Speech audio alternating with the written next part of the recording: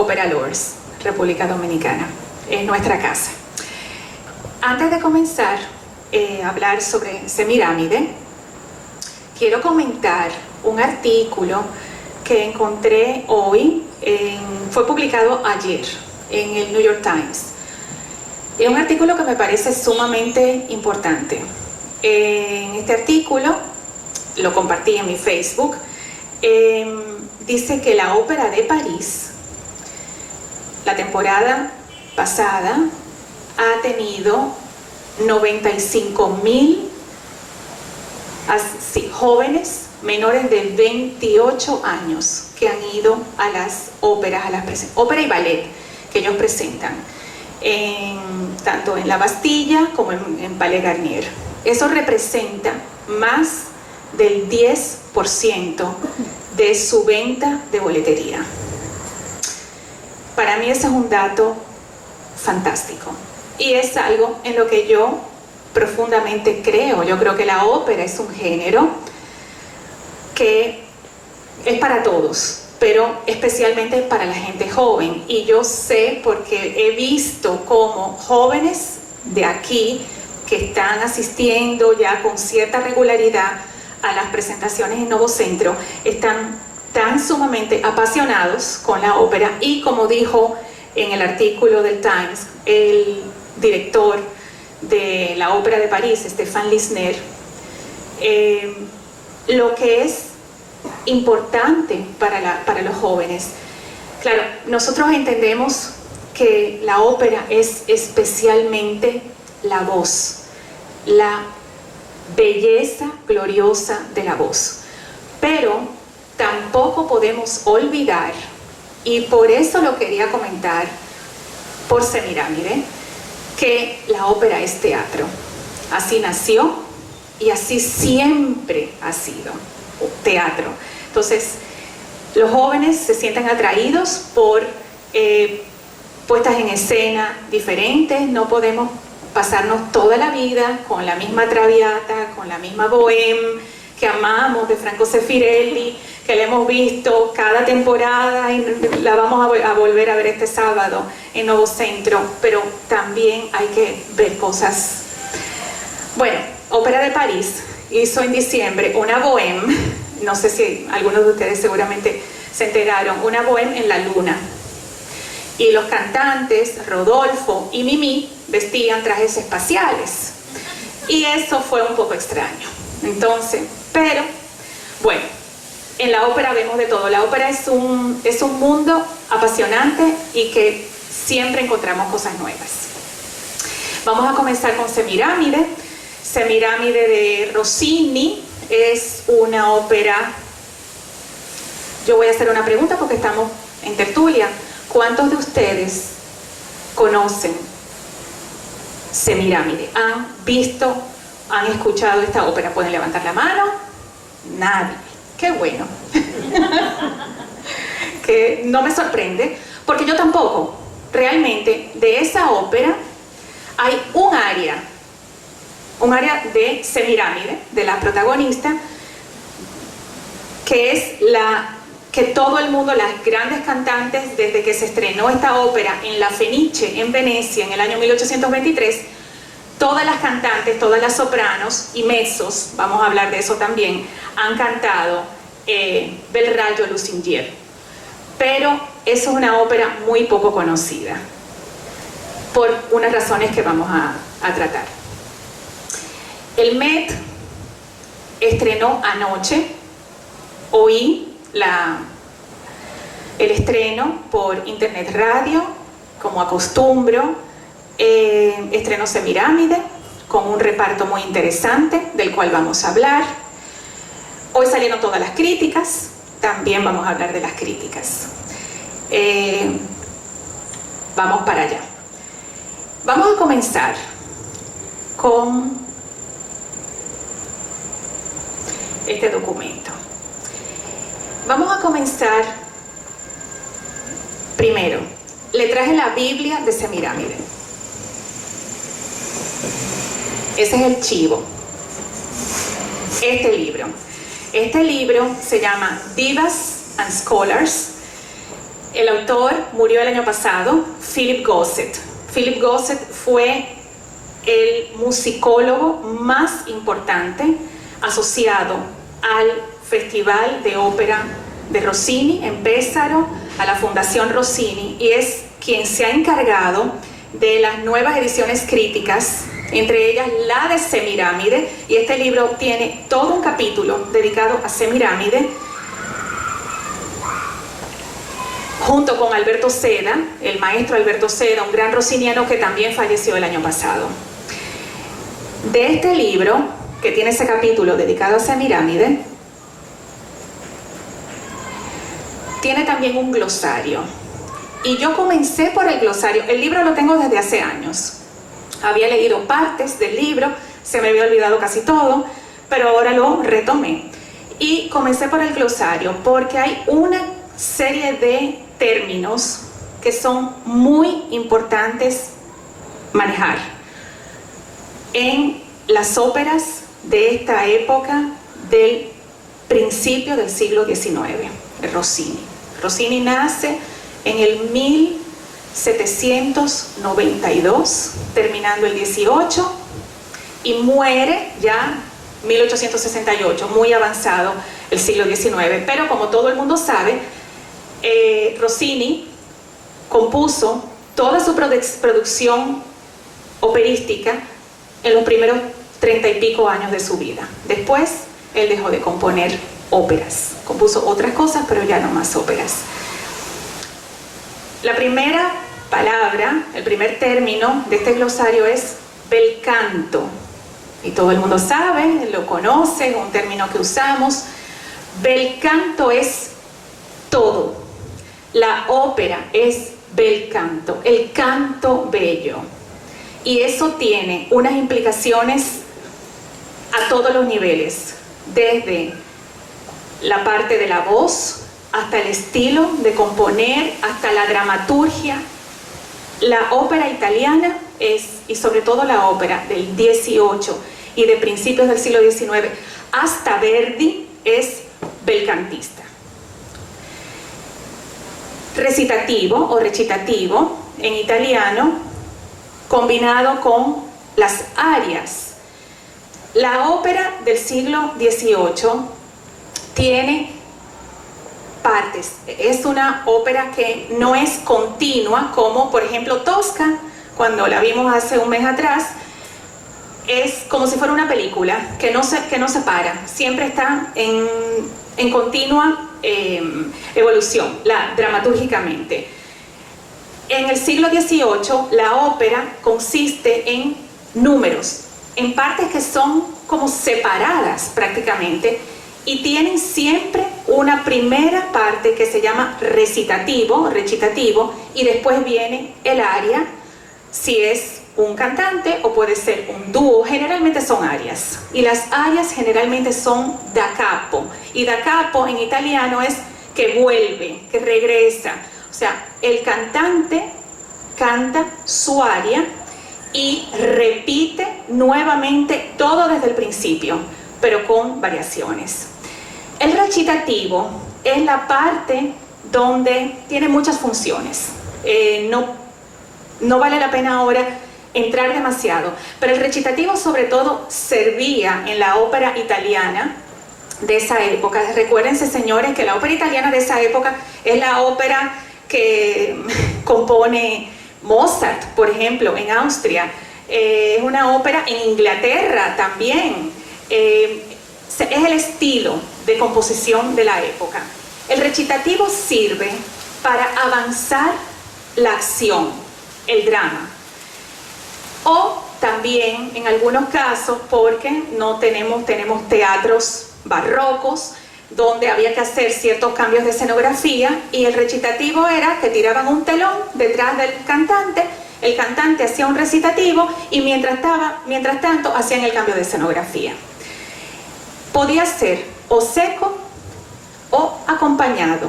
Seco no es que el cantante está cantando solo, sino que tiene un acompañamiento de aquel instrumento, el clavicémbalo, con las cuerdas graves. y a veces con un fagot. Ese es el recitativo seco. O el acompañado, que vino después, que es ya toda la orquesta barroca de la ópera italiana de ese tiempo. El recitativo es cantado, pero no es una melodía como la de las arias. El tipo de verso es un verso más libre, generalmente lo que llamaban septenari o endecasílibi, versos de 7 o 11 sílabas. Y después del recitativo, entonces, el aria. El aria que ya tiene los versos líricos y que repite, pero que la repetición no puede ser igual que como se cantó la primera vez, tiene que ser ornamentada. Y ahí es que se complican las cosas. El aria, por su parte, consta de generalmente 2 partes. Una primera parte que se llama cantabile, que es una parte más lírica, más tranquila, y una segunda parte rápida, que es la cabaletta, donde están todos los fuegos artificiales, lo que ustedes conocen como la coloratura. Y a veces, entre cantabile y cabaletta, hay un pedacito como de una transición, y eso se llama tempo di mezzo. En el siglo XVIII, porque todavía tenemos que hablar para Semiramide de ópera barroca, siglo XVIII, todo el mundo sabe que en Italia los roles de hombre los cantaban unos señores que eran los castrati y que su voz era una voz como de una mezzo o inclusive como de una soprano. La tesitura del cantante castrado es muy aguda, pero con una potencia vocal porque son hombres. Eso fue una costumbre que duró muchísimos años, todavía hasta el siglo XIX. Ya se comenzó a prohibir. ¿Por qué? Porque la época de Napoleón, los franceses nunca tuvieron, la ópera francesa nunca tuvo castrati, eso estaba prohibido. Al ocurrir las invasiones napoleónicas, entonces eso se fue empezando a prohibir hasta que ya avanzado el XIX desapareció. Pero, ojo, surgió ya en época de Rossini algo que sustituyó al castrato, que todavía no era el tenor heroico, el tenor romántico que conocemos. Era una cantante mujer, generalmente contralto o mezzo, que se ponía la ropa de hombre y eso se llamaba entravesti. Y entonces cantaba esos roles. Y en Semiramide tenemos entravesti. Si no entienden algo, me levantan la mano. O si quieren comentar algo, fantástico, porque es una tertulia. Incluí este término que no está en el glosario de Philip Gosset, pero que es un término que a mí me gusta mucho, un término alemán, el Fach. ¿Saben lo que es el Fach? Yo creo que Manuel sabe. ¿No? ¿Cómo va a ser? Ah, Josué sí, tampoco. El Fach es... Ustedes saben que generalmente uno dice, bueno, los cantantes, hay soprano, hay mezzo, hay barítono, hay tenor, hay bajo. En Alemania eso no hay. En Alemania es Fach. Y el Fach es no una soprano, hay 10 tipos diferentes de soprano, 10 tipos diferentes de mezzo, 10 tipos diferentes de tenor o de barítono, dependiendo del rol, dependiendo del compositor. Ejemplo, en Semiramide. Semiramide es una soprano, pero para quien Rossini compuso Semiramide fue para su esposa, la soprano española Isabella Colbrán. Isabella Colbrán, en esa época, eso de soprano y eso no existía. Existían las voces femeninas agudas o contraltos más graves y los bajos, ¿no? Barítonos bajos. Colbrán tenía, por los documentos que nos han llegado, una voz muy particular, un color de voz oscuro, como si fuera contralto, pero con una extensión capaz de llegar a la estratosfera, a las notas más agudas. Eso se llama en Italia una voz muy rara y tiene un nombre muy particular que también me encanta, que es contralto sfogato. Y esa es la voz de Colbrán y esa es la voz de Semiramide. Hoy día el Fag sería dramática de agilidad o dramática coloratura. Una cantante mujer con una voz muy fuerte, con una media voz y graves muy fuertes, pero que es capaz de subir muy alto y de cantar pasajes muy floridos de agilidad. El otro personaje que tiene Semiramide es Arsace. Arsace es el que está en travesti. Arsace es cantado por una mezzo o contralto. Hoy día dicen los que saben que no hay contraltos. Esa voz desapareció, pero hay mezzos. Entonces, Arsace es cantado por una mujer, una mezzo, en travesti, que se viste como un hombre. Y el Fag es, y se llamaba en la época, un músico, así se decía. El otro personaje en Semiramide es un bajo, un barítono bajo, es Asur, es el malo de la película, vamos a decir así, y es la voz, en la época de Rossini, la voz típica del hombre. Pero hay una cuarta voz, una cuarta cuerda en Semiramide, que es la cuerda que comienza a explorar Rossini. Y es la voz que todos amamos, el tenor. Que después llegaría con Verdi y bueno, y con todos los veristas, ya el gran tenor romántico. La época en la que estamos es llamada Primo Ottocento, son los primeros 30 años del siglo XIX. La ornamentación es esencial, las arias son da capo. Nunca un cantante puede cantar la repetición igual que como cantó la exposición. Tiene que ornamentar. ¿Qué es ornamentar? Muy fácil. Ustedes las han oído, todas esas coloraturas, cuando comienzan a trinar, cuando comienzan a hacer notas interpoladas agudas, cuando comienzan a hacer escalas para arriba, escalas para abajo. Cada cantante hace algo que es único y propio, y lo que mejor hace es en la forma de que el cantante se exhibe. En la época de Rossini, eso también vamos a hablar, los cantantes llevaban algo que se llamaba aria de baule, el área del baúl, de la maleta, y era que cada cantante tenía su área predilecta particular, y llegaba a un teatro, iba a presentarse en un rol, pero de alguna forma, en algún momento, él tenía que cantar su área, porque esa era la área donde él se iba a lucir. Porque los cantantes de la época, las primadonnas o los castrati, ellos eran lo que hoy día serían, no sé, los actores de cine, actrices de cine, gente de esta. Finalmente, sinfonía.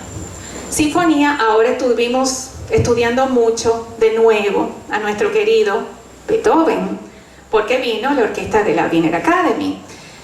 Y claro, sinfonía, pensamos en las sinfonías de Beethoven, en las sinfonías de Mozart, Brahms, pero señores, la sinfonía nace de la ópera. La sinfonía es la obertura, y así se llama, sinfonía.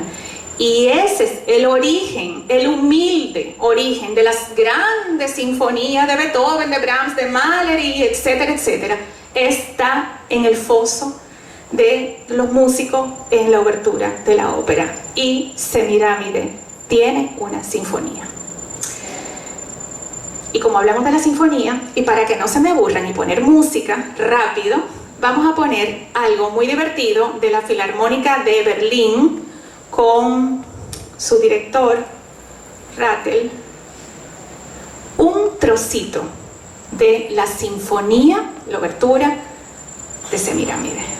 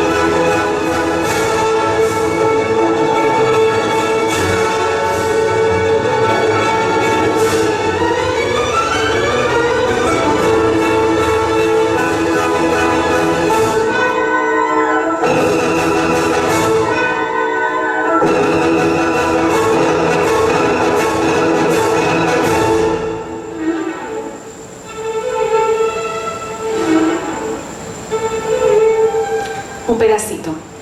La sinfonía igual tiene dos partes, A, B. Se repite exactamente. Oyeron el crescendo.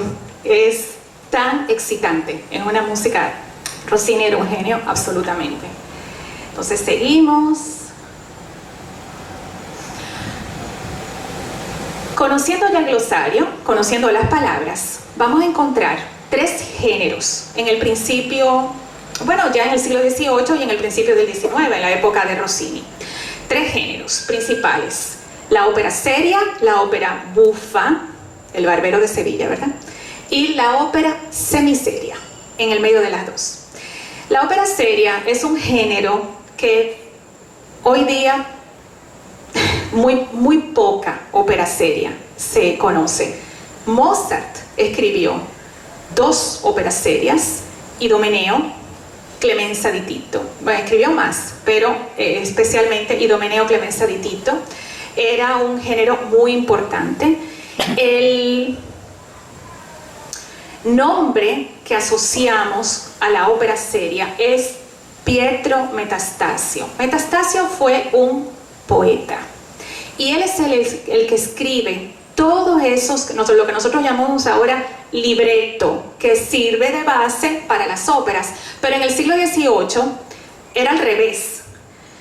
La ópera que se componía no era del compositor, sino del poeta, las obras de Metastasio. Ustedes ven ese listado a la derecha, se ve muy chiquito, pero no importa. Eso es para que ustedes vean todas las óperas que se compusieron a partir del poema de Metastasio de Semíramide. Todo eso es Semíramide.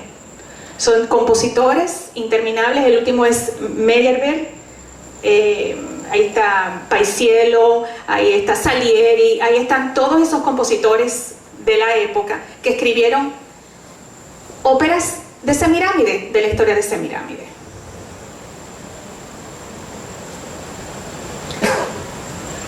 Y ya entramos directamente en Rossini. Rossini nace en Pesaro, una ciudad que pertenecía en esa época a los Estados Pontificios, en una época que me encanta, el 29 de febrero del año 1792. Entonces casi nunca podemos celebrar su cumpleaños. Nació un año bisiesto. Nació un año bisiesto. Y muere cerca de París, en su casa, en Passy, 13 de noviembre de 1868. No me interesa ahora dar detalles biográficos de Rossini, que eso se puede encontrar en Wikipedia o en la página que acabo de poner abajo, porque este año se está celebrando el 150 aniversario de la muerte y hay muchísimas celebraciones rossinianas en todas partes, especialmente en Pesaro. Pero Rossini, solamente decir que, señores, tenemos gran respeto por este compositor. Fue un genio absoluto. Su familia era de músicos, el papá era trompetista y la mamá era cantante. Y el niño desde muy chiquito estaba dando indicios de que iba a ser un gran músico, primero como cantante, pero después empezó a componer. Y tuvo la fortuna de poder estudiar con buenos maestros. Esta cita se la quise copiar porque cuando él era muy joven, cuando hablamos de 12, 14 años, él iba a una biblioteca de un noble que lo protegía y en esa biblioteca encontraba partituras de Haydn y de Mozart. Y entonces miren qué bonito las palabras de él que dicen que eso que él conoció en ese momento cuando él era tan chiquito, dice: la admiración de mi juventud, la desesperación de mis años maduros y el consuelo de mi vejez. Qué bello, la música de Haydn y de Mozart. Ahí les pongo el afiche de Rossini 150, el buon non compleanno Rossini. Lo vamos a celebrar ahora en Pesaro, 29 de febrero, que no hay. Estamos con el no cumpleaños de Rossini. Rossini, todo el mundo sabe, es legendaria la capacidad de la velocidad de que Rossini componía. A los 30 y tantos años ya había compuesto 30 y tantas óperas en todos los géneros, desde farsas, que fueron las primeras, tipo Gazza Ladra, El Signor Bruschino, La Scala di Setta. Así fue que empezó al principio en un teatrico en Venecia. Y después lo llevaron a Milán, volvió a Venecia y ya ahí compone las primeras óperas serias.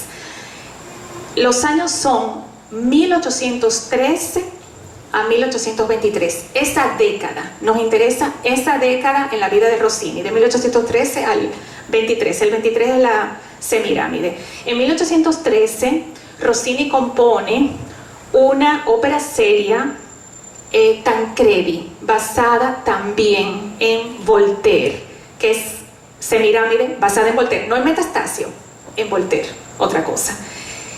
Tiene tanto éxito en Venecia con Tancredi que este buen señor, Domenico Barbaja, está en Nápoles. Él era creo que era milanés, y él se hizo muy rico.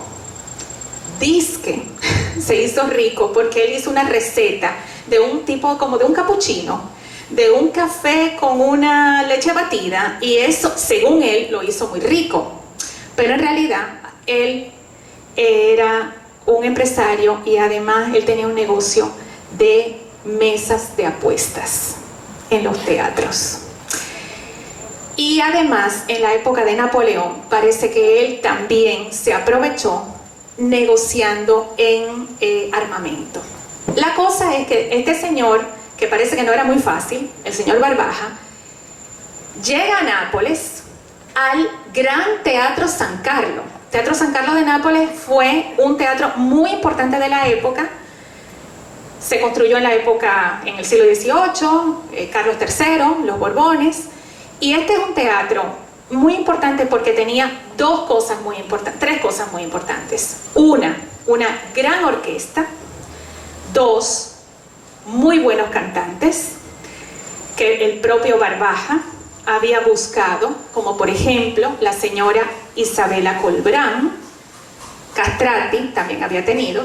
Y tres, el teatro tenía a Domenico Barbaja. Y Domenico Barbaja se dio cuenta de que este joven de 20 y pico de años tiene un talento tremendo para la ópera y se lo lleva a Nápoles en el 1815. Rossini va a vivir en Nápoles desde 1815 hasta 1821, 22, 7 años. Va a vivir en Nápoles. En esa época, Rossini escribe 24 óperas. Cantidad de ellas son óperas serias, de las que conocemos. En el Met vimos hace unos años La Donna del Lago, ¿se acuerdan? Esa es una de las óperas que compone, Armida, Hermione, muchas otras. Pero también Barbaja es tan inteligente que le permite a Rossini no tener que quedarse solamente en el San Carlo, sino que pueda ir a otros teatros de Italia, y compone ópera buffa. 1816, Barbero de Sevilla. 1817, Cenerentola, etc. Entonces, esa es una época muy importante en la vida de Rossini. Los teatros, quiero hablarle 2 palabras, nada más de lo que eran los teatros de la época. Nada que ver con los teatros de hoy día, con el Met o con el propio Teatro Nacional. Lo primero que había cuando uno entraba en el teatro era un lobby, como nosotros decimos aquí, un foyer inmenso, y ahí estaban las mesas de apuestas. Entonces la gente iba y quizás no necesariamente entraban a ver la representación de la ópera, pero se quedaban afuera jugando. Entras al teatro, ustedes saben que son los típicos teatros, la forma de herradura, la platea, como nosotros decimos aquí, allá también, platea, en Estados Unidos, orchestra. Eso estaba generalmente vacío, había bancos o sillas sueltas, y mucha gente se quedaba de pie en la platea. Eso era para, digamos, la gente común, el pueblo. Pero en los palcos de boxes, esto eran propiedad de gente que tenía medios económicos o de la nobleza.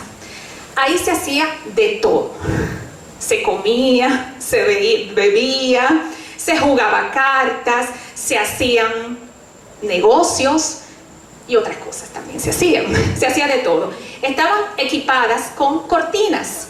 O sea que yo puedo estar en mi palco y de repente no me interesa lo que está pasando allá abajo, cierro mi cortina y hago lo que quiero hacer y después yo abro mi cortina y ya, eso es todo. El teatro es... Hay una persona que yo admiré mucho, Gerard Mortier, murió hace unos años, belga, un gran director, terminó muy mal en el Real de Madrid. Y Mortier, que era un amante de Mozart, igual que yo, porque yo creo que Mozart es el más grande, decía que los teatros son como las ágoras griegas, donde la gente se junta, y eso es lo que pasaba en esa época. Las representaciones no duraban como ahora, que nos estamos espantando porque el primer acto de Parsifal dura 2 horas, o porque el Götterdämmerung de Wagner dura 6 horas. No, señores. Generalmente las óperas duraban, como por ejemplo el caso de Semiramide, 4 horas de música, pero entre un acto y el siguiente metían un ballet entero, el ballet. O sea, la gente iba al teatro a pasárselo bien, a durar horas en el teatro, y la gente entraba, salía, comía, bebía, jugaba a apuestas, etcétera, etcétera. Los compositores, tipo nuestro amigo Rossini, que tenía que componer muchísimo, él decía que Barbaja lo tenía tan apretado que lo único que él no hacía en el Teatro San Carlo de Nápoles era limpiar. Después tenía que hacer todo lo demás. Él tenía que supervisar la administración, los ensayos, componer las óperas, ensayar en las óperas de otros compositores que también se presentaban ahí. Por cierto, fue con Rossini, son datos interesantes, fue con Rossini que aparece la noción, la idea de repertorio para la ópera. Hoy día tú vas al Met y tú dices, bueno, esta temporada, esta misma, la de 2017-18, las óperas de repertorio son La Bohème, El Elixir de Amor. Ese es el repertorio, ¿verdad? Porque son óperas que se presentan una y otra temporada con distintos cantantes, pero la misma producción. Tuvimos una nueva producción de Tosca, esta no es repertorio, es nueva producción, pero La Bohème, que vamos a ver el sábado, es repertorio. Esa noción nace con Rossini, porque antes no se hacía repertorio. O sea, los compositores escribían siempre óperas frescas, óperas nuevas, y esas óperas se tocaban y se quedaban ahí. Por eso Rossini, él mismo, toma música que él ya compuso y se la pone a otra obra. Música del Barbero se la pone a una ópera seria y perfectamente cabe, porque no se repetían. Con Rossini y con El Barbero de Sevilla es cuando comienza, porque fue tan popular que los teatros comenzaron cada año, cada temporada a repetir este repertorio. Los compositores, tipo Rossini, que tenían mucho que escribir, tenían asistentes. Eso es como en el Renacimiento, los pintores. Ustedes ven, me corrijan por favor, Capilla Sixtina, Miguel Ángel tenía sus asistentes, y él, claro, él pintaba, pero también pintaban los asistentes. Igualito en el caso de Rossini. Rossini tenía sus asistentes. Los recitativos secos los componían los asistentes, no son de Rossini. Generalmente en las óperas rossinianas, los recitativos que escuchamos no son obra del maestro, sino de un asistente o de un estudiante. Y a veces algunas arias, y se llamaban arias de sorbeto, de helado, porque eran para los personajes secundarios, y en ese momento venían los vendedores de helados a vender en la platea los helados al público. Esa era la época. Bueno, entonces vamos a entrar en Semiramide. Semiramide no tiene recitativo seco. Semiramide solamente tiene recitativo acompañado, y toda la ópera fue compuesta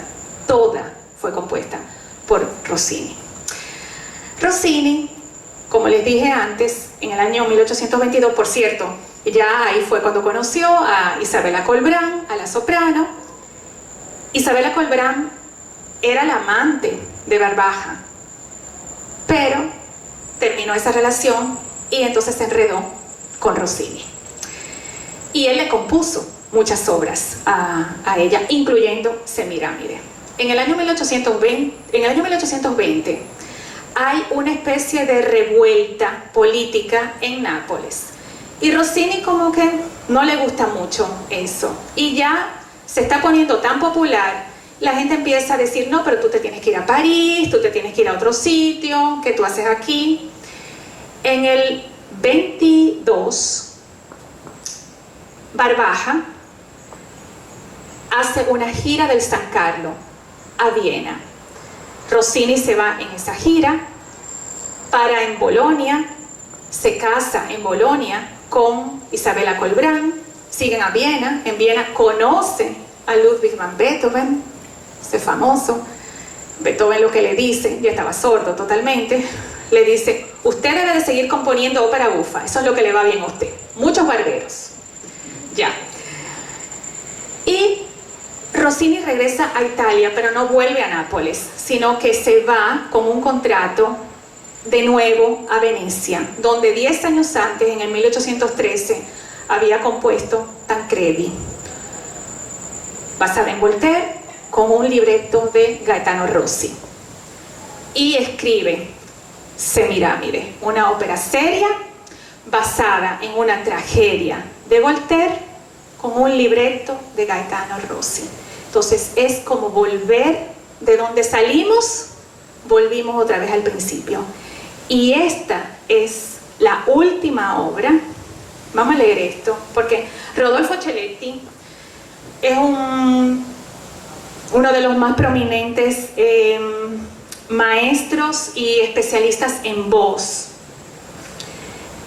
Dice de Semiramide: fue la última ópera de la gran tradición barroca, la más hermosa, la de mayor imaginación, posiblemente la más completa, pero además también irremediablemente la última.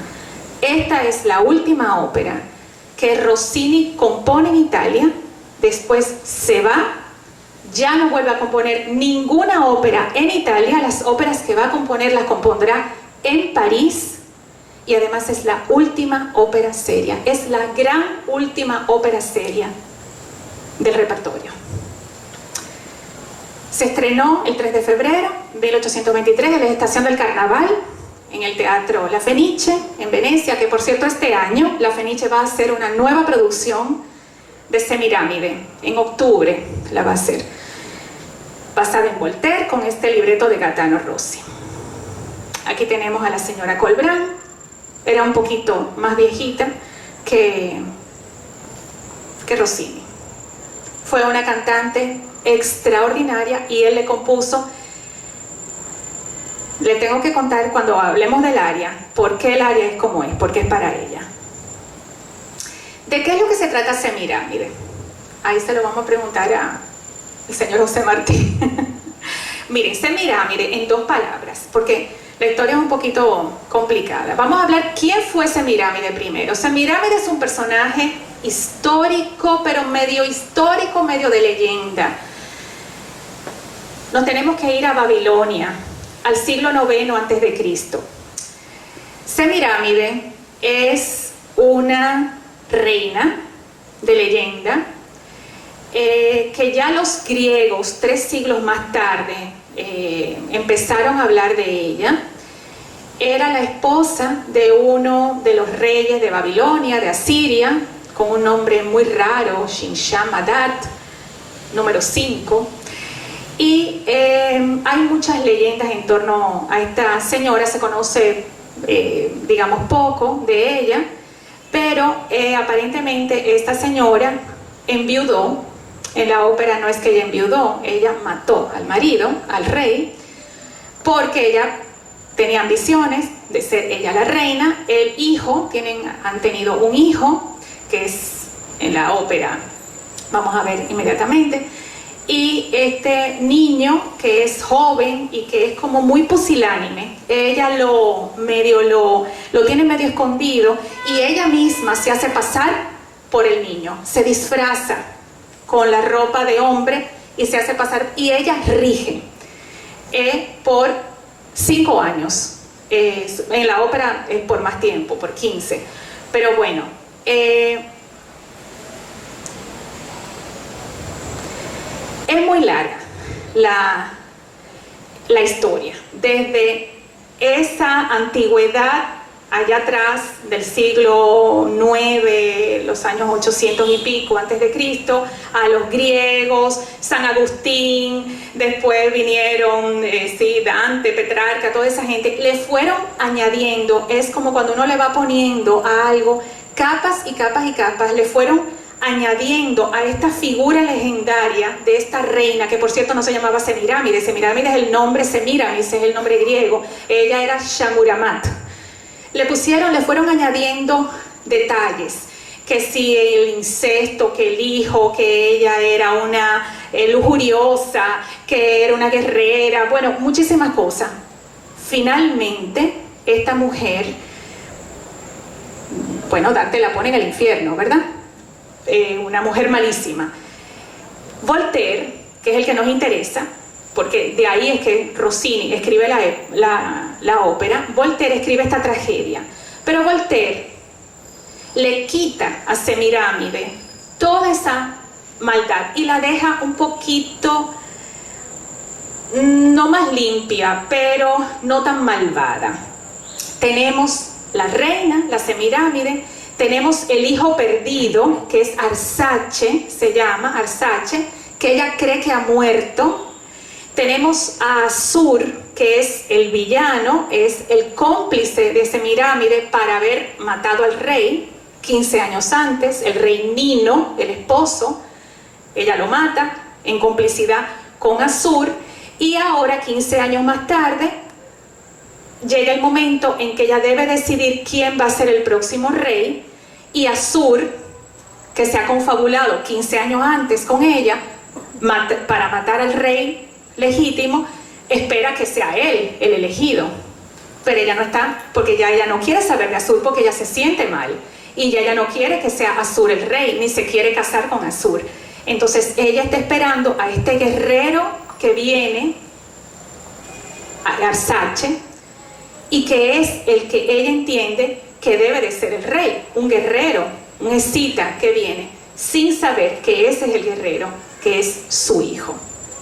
Y ahí es que comienza Semiramide, en esta escena monumental, en un templo donde hay un sacerdote, donde viene todo el pueblo con la reina que va a decidir quién va a ser el próximo rey, y hay una intervención sobrenatural, un rayo que cae, se apaga la luz, y entonces el sacerdote dice: no, aquí está pasando, esto no va bien, estas cosas no van bien, aquí está pasando algo. Y entonces ella se retira, Semiramide se retira, se va a los jardines colgantes de Babilonia, que todavía no se habían construido, es un dato que en Voltaire no existe todavía, pero ella se retira a los jardines colgantes de Babilonia, y entonces ahí es cuando llega Arsace, sin saber que él es el legítimo hijo. Él trae un baúl con cosas de su padre, se las entrega al sacerdote, y el sacerdote inmediatamente se da cuenta: ese es el hijo de Nino y de Semiramide, y él es el que debe de ser el rey.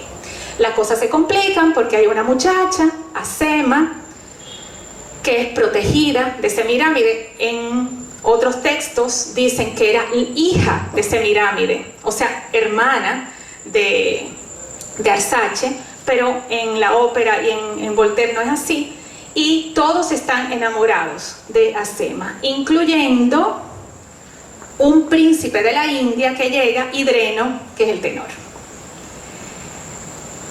Entonces, ya que hicimos este prólogo o sinfonía o obertura, yo quiero ayudarme en esta tertulia con un video que les voy a poner. Son 20 minutos, pero este es absolutamente magistral y maravilloso. Una de mis cantantes favoritas cantó Semiramide el año pasado, en Londres la cantó el año antepasado en Múnich, en la Ópera Estatal de Múnich, Joyce Di Donato, una mezzosoprano, con el maestro Antonio Papano, el director de la Royal Opera de Londres, hablando sobre Semiramide. Pero vamos a oír lo que ellos tienen que decir ya en la parte musical de Semiramide.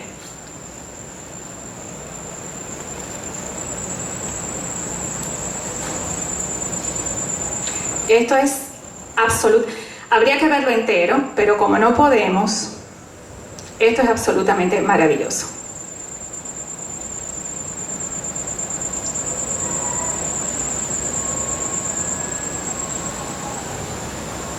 Opera.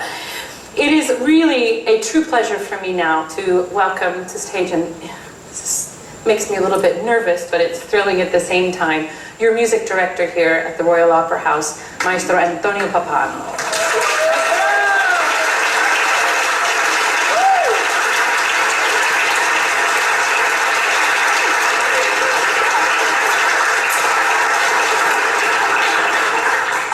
There's a few questions I've been wanting to ask you over the years, and now you have to answer them.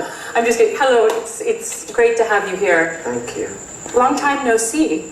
Yeah, half an hour ago. Yeah. We've been in Babylonia all day, every day, it feels like for 2 weeks now. We just finished a Sitzprobe a little while ago. This is your first time doing a staged version of Semiramide. You've done a few concert performances a few decades ago, and that was it. We haven't opened yet, so we haven't done a performance, but I'm really curious to know how it feels at this point in the rehearsal process, this piece. Well, there are several things that I find very interesting. First of all, the scale of a piece like this. I mean, a couple of years ago we did William Tell, and that's pretty enormous also. But somehow this has bigger bones. It feels majestic, you know, and one doesn't tend to associate that word with Rossini. But wait till you hear her sing some of these recitatives where she's singing to a big mass of people, to the chorus on stage. I mean, they're very grand, and they have the same kind of grandeur that you would expect, like from Norma in Act 1. I mean, they have that kind of stature, a woman in power, you know, and it's, for me, that's very fascinating. But it informs everything about how to create that grandeur and yet still respect the Rossinian style, which is one that is traditionally light, traditionally based on rhythm, and based on a certain drive. So these are kind of slightly contradictory things. Because there's a formality in the drama, it's very difficult to just, for lack of a better way of saying it, go fast, to make it more interesting, to make it, you know, kind of theatrical. It has to, everything has to come from the inside, as it does from you singers. It's very interesting. As a conductor approaching this music, there's an incredible large-scale overture. But then there are many numbers, all having different colors, different spaces of music. It's the best way of saying it. And you've got to somehow knit all these together and form this enormous first act. Mm-hmm. And try to see a long arc through, so that you start and you go that way. Now traditionally you think of that as a Wagnerian thing, as, you know, something, thinking of the long view, taking the long view, when this is an opera built on aria, recitative, aria, recitative, a bit ensembles, recitative, so it's always stopping, starting, stopping, starting, which makes it tremendously difficult to create a big line. But that's the objective.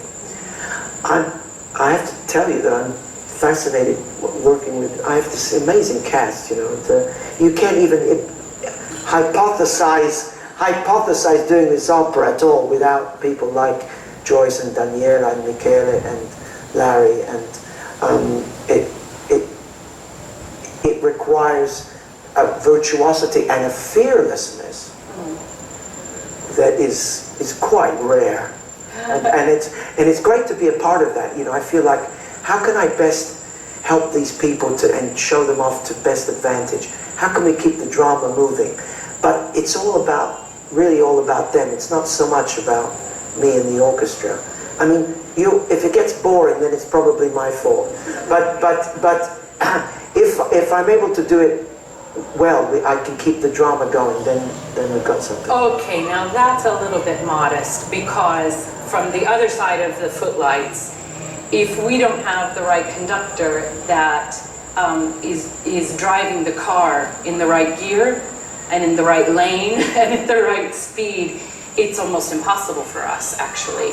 And I don't know where that magic niche is. It's either right or it's wrong. And it can be almost right, and we can almost get it, but that's where it gets difficult. But when you have a conductor that feels the natural rhythm that we need to go, particularly in the fast pieces, then you do this, Tony, you do this better than anybody, and that's not false flattery. You know how to just find the gear. And if I don't, she tells me. No, you listen, to conduct this music, you have to adore singers and adore singing, just the art of singing. And I love singing. I love the spirit of joy that singers can bring in this music, more probably than in any other repertoire. And I love that feeling. I have to be honest with you, I'm also just come off of doing so many romantic pieces, one after another. And this is like, you know, it's like all of a sudden, you know, I'm not laid down with, you know, just a huge orchestra and lush and harmonies. And, no, it's more classical. But yet, there are these gorgeous sensual melodies, despite the classicism of the writing. So, yeah, if you compliment me, I love it that you compliment me, but I say to you that it's just because I love listening to you guys and creating an environment for you to, you know, to do your best. This is essential, and it's sadly, it's a little bit rare, I think, in this business, where the singer's on stage where we feel safe. And we have this sense of not needing to fit in to be correct and to stay with the beat, but we have the support where somebody wants us to be at our best.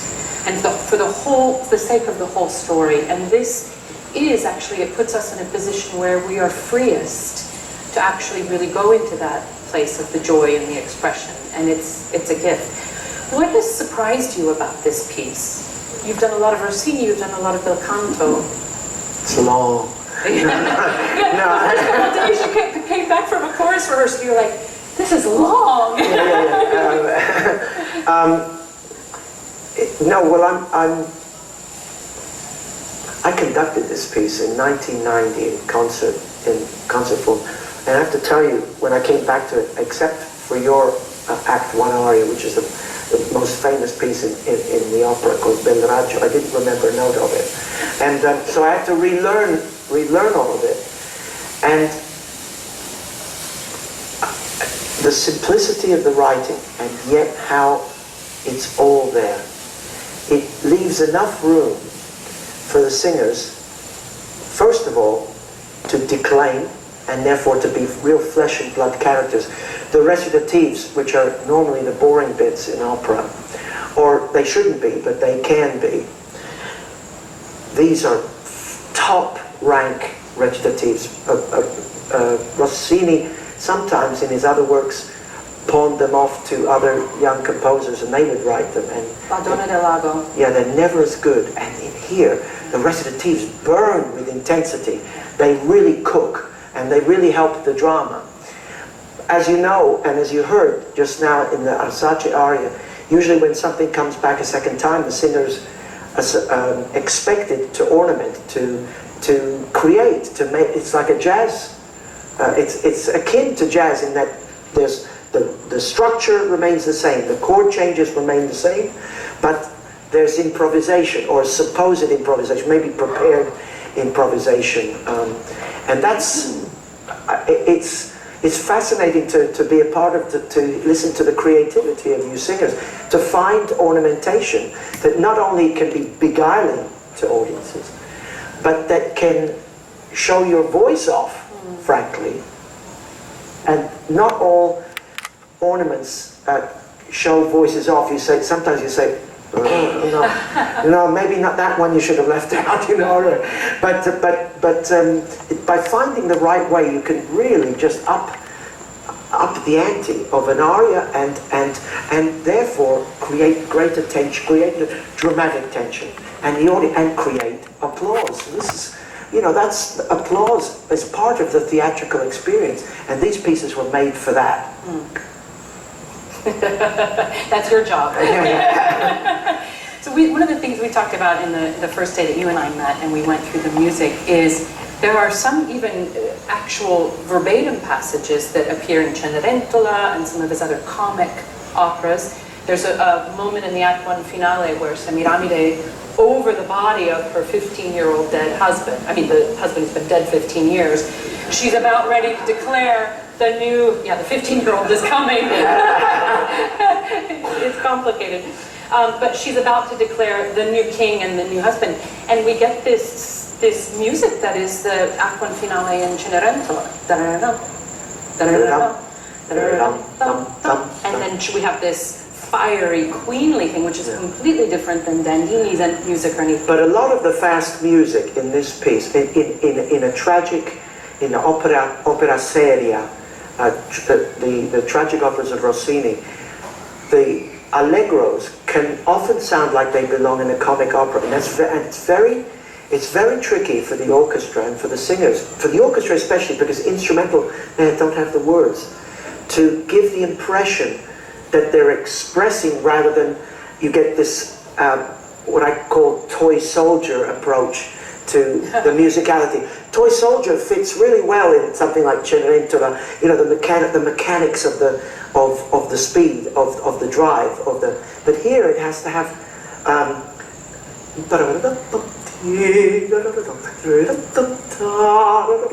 Has to sing always, really, always.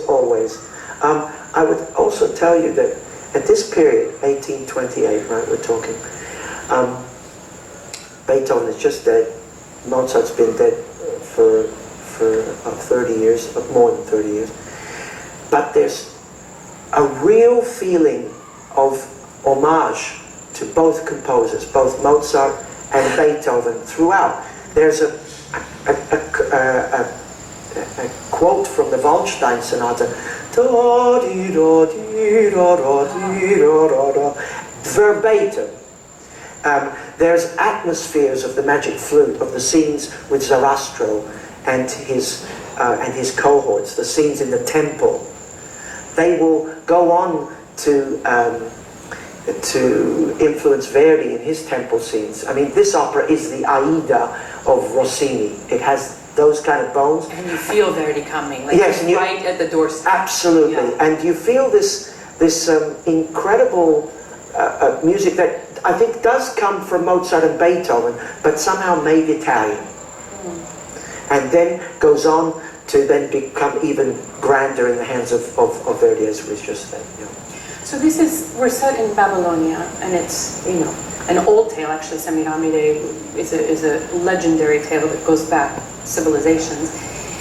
We're staging it. David Alden has, and we'll talk with David a little bit later about this, it has a very modern feel, and it's a slightly indistinct setting. It's not an exact geographical place, but it's clearly authoritarian. It's clearly maybe Middle Eastern, a bit of North Korea influence. It's quite a strong visual setting of where we are. With quite the distancing costumes. The costumes are sensational, by the way. They're just absolutely gorgeous. Yeah. But there you do feel time. You do feel Yes. the past in a very strong manner. Austerity to it, and it's also clearly a male world, which I find very interesting as Semiramide. She's now the queen, but it's clearly a masculine, hard, difficult world, and Assur brings that in. But even the setting has this coolness about it. This from a woman who just had her husband assassinated. You know, I mean, I'm just, you know, I mean. She had her reasons. But but it's this is what I've always loved about Rossini's operas, is how much he clearly venerated the woman. I mean, these are all of his female characters are feminists. It's really an extraordinary thing to portray those. But my question is, do you feel that this is an opera? It's often been seen just as a vocal vehicle for the two leads, mainly the Semiramide and Arsace. Famously, Joan Sutherland, Marilyn Horne, June Anderson, Marilyn Horne, these kind of iconic performances.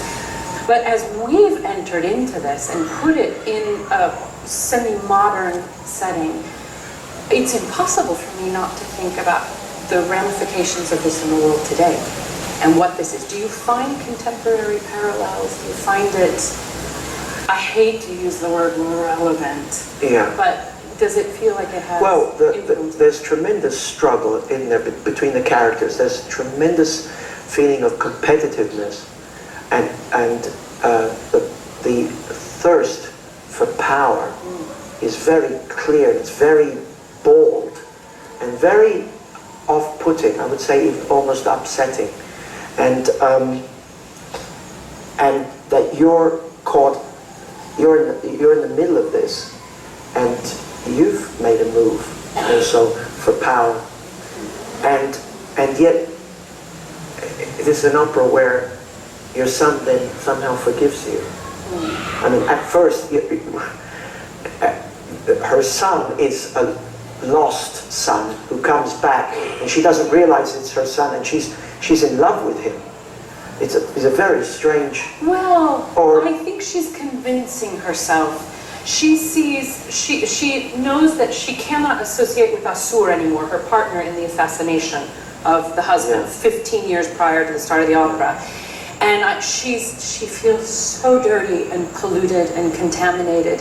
And she knows she can't go forward with Assur because it's such a black future. And so she says she's looking for anything, I think, to give her a clean slate. And she says, I know I need to find somebody young, somebody new, and that one, immediately, subconsciously, Yeah, but there's an look- attraction. But look how political. Just what you've just said is the opera is extremely political, Yeah. and in that sense, it has. I don't want to use the R word, the relevance, but it is very strong. Yeah. What I think you see in this are people who are ruined and devastated by that greed and thirst for power, and the other people that it brings down around them. I said, Arsace has this beautiful moment of happiness here, and that's the end. It only goes black for him through the rest of the opera. He's lost his father, the mother who's tried to seduce him and wed him, then finds out that it's the mother, he has to kill the mother at the end. It's really juicy, it's really good. Yeah. And You there's see how everybody's ruined by this. and strange enough, in that complexity, Rossini decides he needs to bring a supernatural element. So the voice of your dead husband, and very much the music is identical in feel to that of the Commentatore in Don Giovanni. Very strong, very monolithic, repeated notes over and over again. That's fascinating. But that supernatural element brings the opera yet into another sphere, and to see characters who are so arrogant, reduced, and fearful. That's quite something. It's as if a big political ruler was being served with an indictment or something like that. Yeah. Yeah. I don't know what you're talking about. No idea. But it's the die is cast at the beginning, and the downfall is so painful and so really dirty in the sense of it's black what these people go through. And She does. I get a death scene. I never get death scenes as a mezzo. I'm so excited. I've been practicing in the mirror for years. Tony, it is such a delight. I'm so glad. Interestingly enough, the last time Semiramide was staged, in a staged performance at the Royal Opera House, anybody know?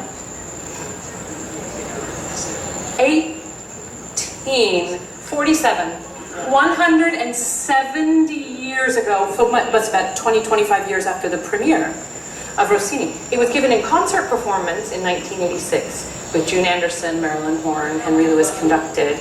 But this is quite an immense undertaking, and I'm so honored and thrilled and elated that you're bringing it to it was the Royal Italian Opera House at the time.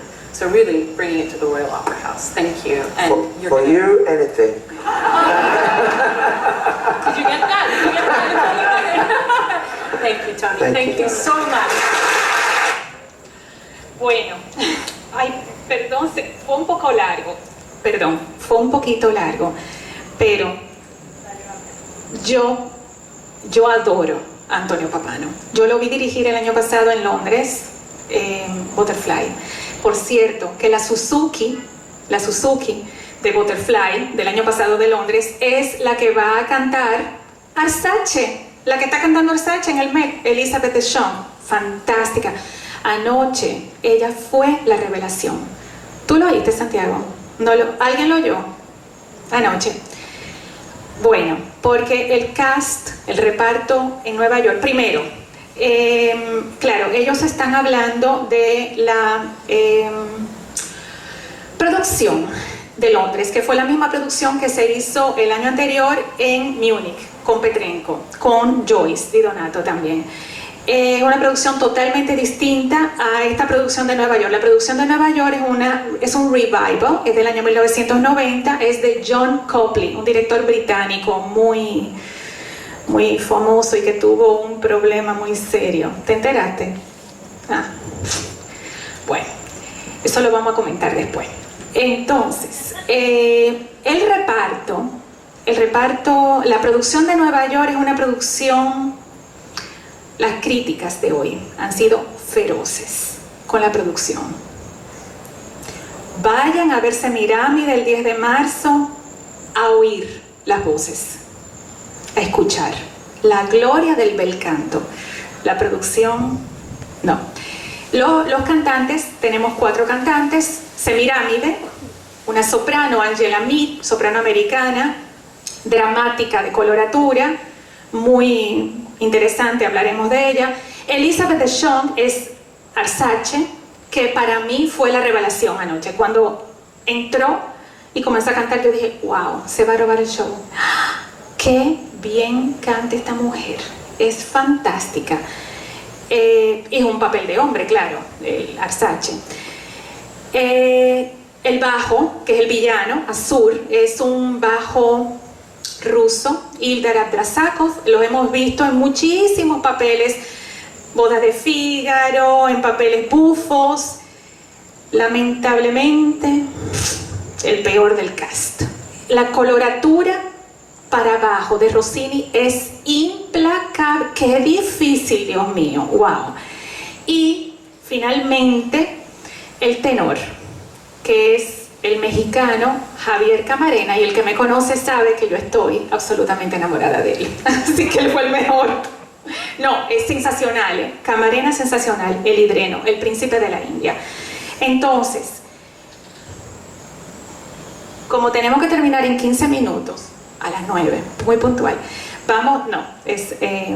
he traído, la historia de Semiramide es, como ellos dijeron, convoluted, es muy complicada. Llega Arsace, la reina está, se supone, enamorada de él, pero entonces después se enteran, ella dice que él va a ser el rey, que se va a casar con él, pero después se enteran de que son madre e hijo, entonces ya no se van a casar. Después el villano Azur tiene una escena de la locura y al final tienen que ir a la tumba donde está enterrado Nino, el rey que mataron, y Arsace, que se quiere vengar, la venganza por la muerte de su padre, pretende matar a Azur y sin querer mata a Semiramide. Y ese es el final de la ópera. El que va a quedar como rey, Arsace, se va a casar con Acema, que es su amada, a la que él rescató, pero mata a Semiramide. Y ese es el final de la ópera. Son 2 actos como dijo el maestro, el primer acto es monumental, dura, igual que el primer acto de Parsifal, 2 horas, y el segundo acto es un poco más corto. Hubo muchas críticas hoy porque la edición crítica, la de Philip Gossett, el maestro Benini, el director, le hizo unos cuantos cortes, se llevó un par de coros, varias repeticiones, los recitativos también los cortó. Bueno, nosotros que no conocemos tanto Semiramide, no lo vamos a echar de menos, y 4 horas de Semiramide va a ser más que suficiente. Vamos a oír, ya que vimos a Di Donato. Di Donato cantó el año pasado Semiramide, el Bel Raggio Lusinghier, esa aria tan famosa en la gala del Met del 50 aniversario del Lincoln Center. Esto es un trocito, esta es la cabaletta, esto para que oigan a Di Donato cantando Semiramide. Antes, aquí les traje, esto es el aria, tiene 2 partes, la parte de arriba es el cantabile, la parte de abajo es la cabaletta. Un maravilloso rayo de esperanza y placer brilla al fin para mí. Esto es en los jardines colgantes de Babilonia. Arsace volvió, sí, y vendrá a mí. Mi alma que hasta ahora gimió, tembló, languideció.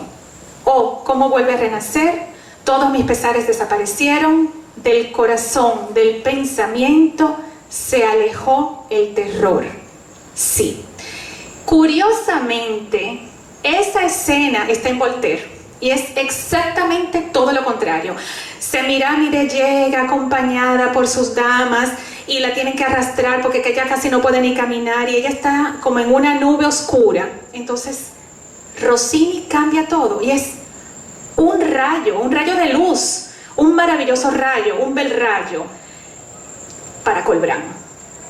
La cabaletta es la de abajo, el dolce pensiero, que es lo que vamos a oír a Di Donato ahora. La cabaletta dice: el dulce pensamiento de aquel instante a mi corazón amante sonríe. ¿Cómo es más querido después del tormento este bello momento de alegría y amor? Entonces oigamos a mi muy adorada Joyce. El año pasado dirige James Levine. Lo tienen afuereado, pero yo no lo tengo afuereado. ¿Dónde está? 2017. Ok.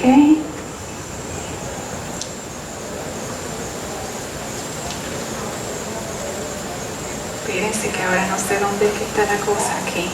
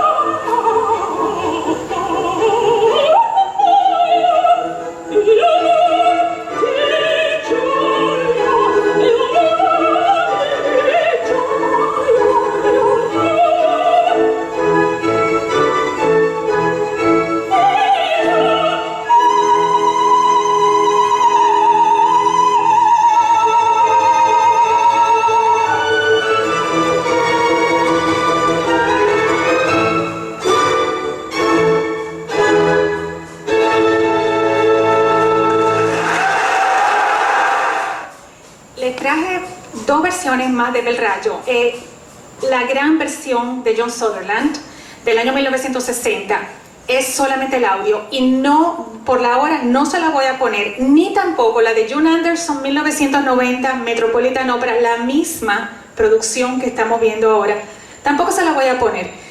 Eso está todo en YouTube, pero sí le quiero poner Bel Rayo con la Angela Mee, la nuestra de ahora.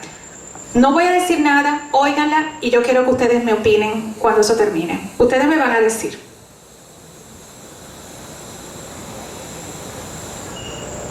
Dolci pensieri, quelli stanno, o te sorridi, amante cor te.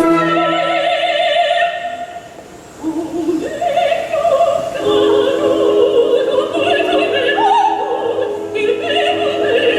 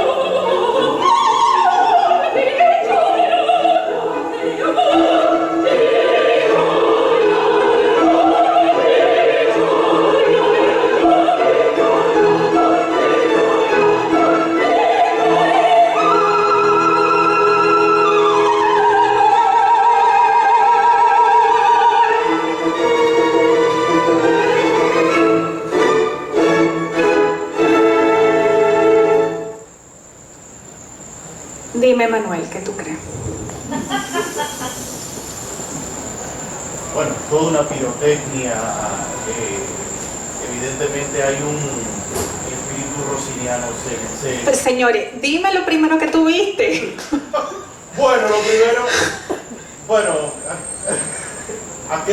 de todos los detalles. El sobrepeso, por favor. Señores, digo, me da mucha pena, pero no se puede. No se puede. Es teatro. No se puede. Miren a June Anderson. 1990, la misma producción. Por favor, miren a June Anderson.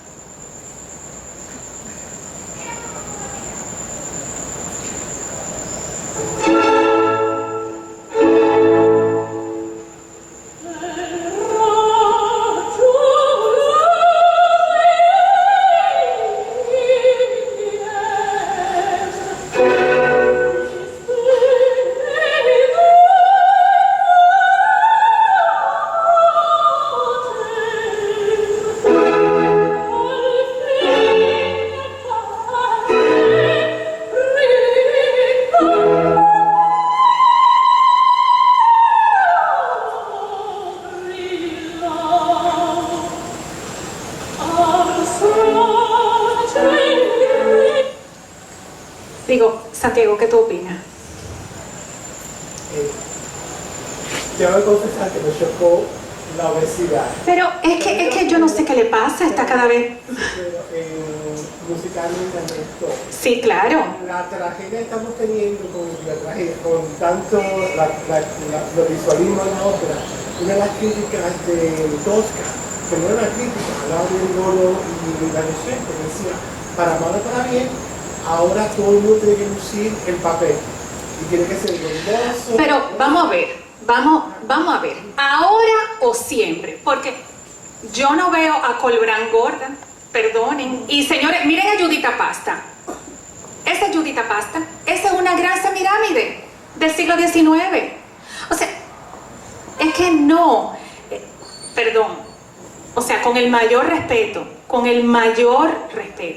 pero no es posible, porque es que no hay forma de creerlo. Entonces la gente va y tú verás lo que va a pasar. Todos vamos a ir el día 10 de marzo al Nuevo Centro y vamos a ver las 4 horas de la Semirámide y oye, vamos a disfrutar porque son unos cantantes excepcionales, pero es que no se puede.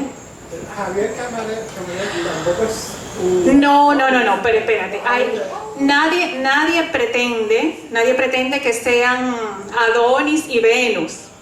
No. Entendemos que no es, pero es como lo de que decía el artículo que le hablé al principio, que decía Stéphane Lisner, el de la Ópera de París, dice, es la parte teatral.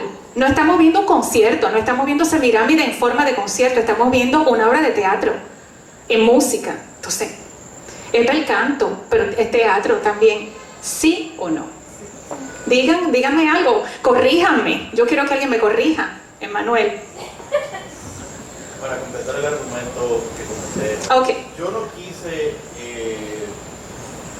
entrar en la materia de la corpulencia de la cantante, porque yo entiendo que, aunque es teatro, y valido tu punto de que hay un elemento estético y visual que hay que respetar, totalmente de acuerdo, pero como tú muy bien explicaste al principio de las condiciones vocales excepcionales que requiere este papel, no es fácil.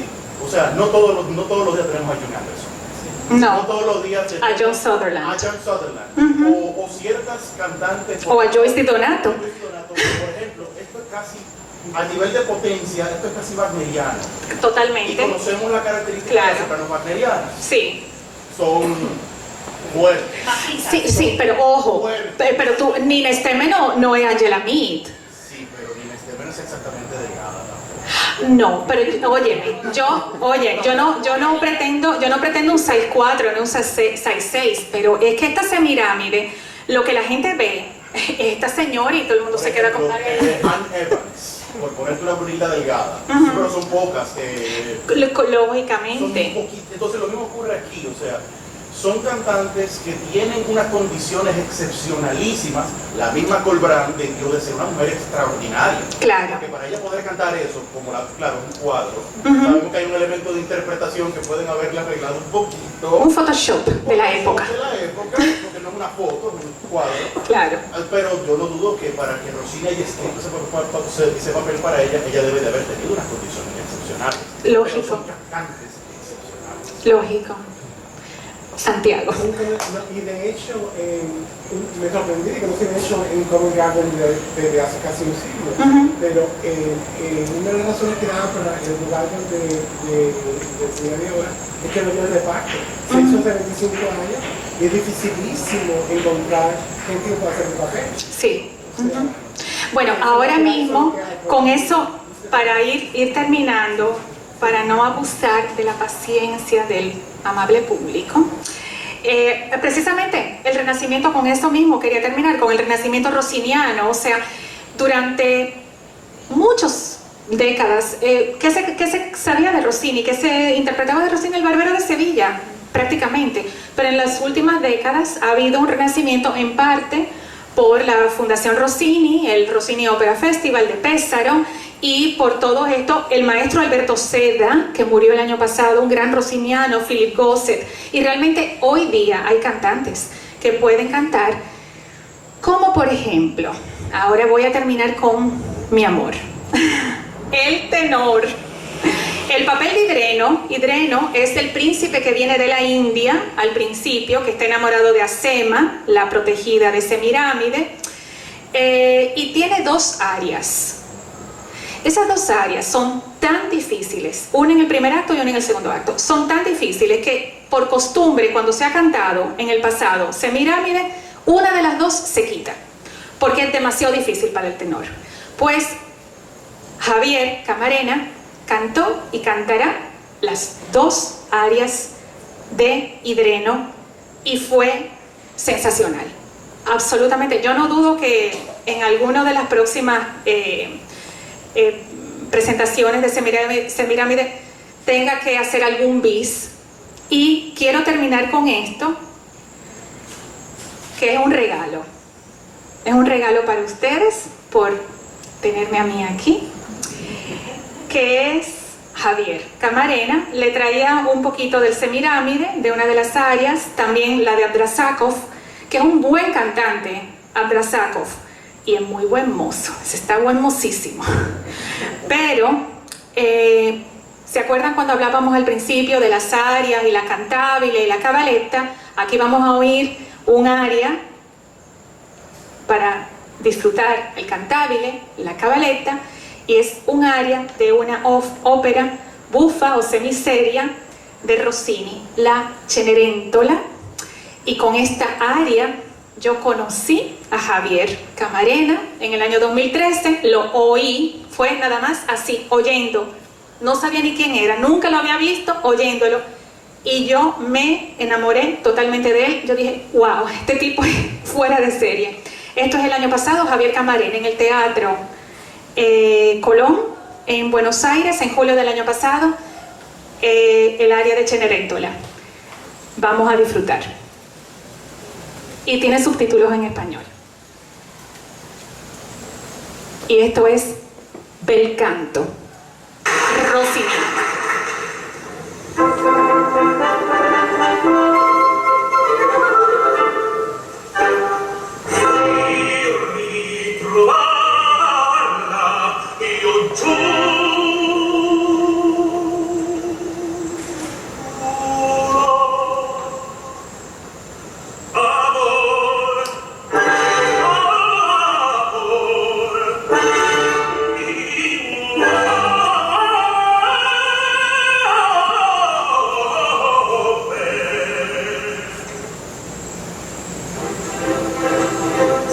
Se